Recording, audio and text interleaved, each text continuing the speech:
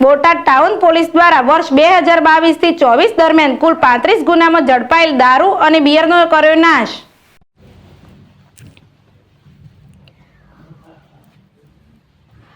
Botad town police દ્વારા વર્ષ 2022 થી 24 દરમિયાન કુલ 35 ગુનામાં ઝડપાયેલ દારૂ અને બિયરનો નાશ કરવામાં આવ્યો છે।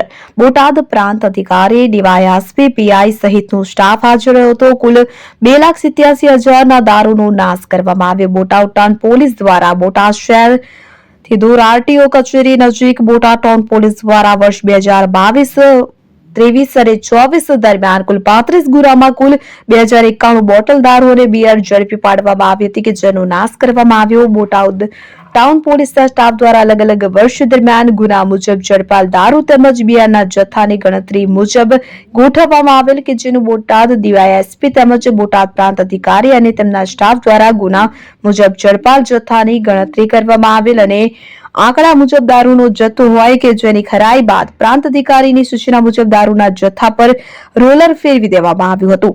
બોટાદ પ્રાંત અધિકારી તેમજ ડીવાયએસપી દ્વારા જણાવેલ કે બોટાદ ટાઉન પોલીસ દ્વારા 22 થી લઈને 2020 દરમિયાન અલગ અલગ જે 35 ગુનામાં કુલ 2,091 બોટલ દારૂની ઝડપી પાડવામાં આવી હતી કે જેની કિંમત રૂપિયા 2,87,000 જેટલી થાય છે કે જેનો નાશ કરવામાં આવ્યો છે।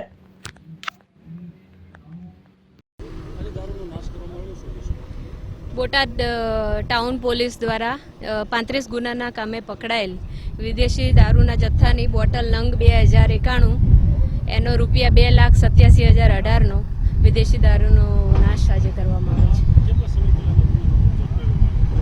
2024ના ગુનાના કામે ઝડપાયેલો છે।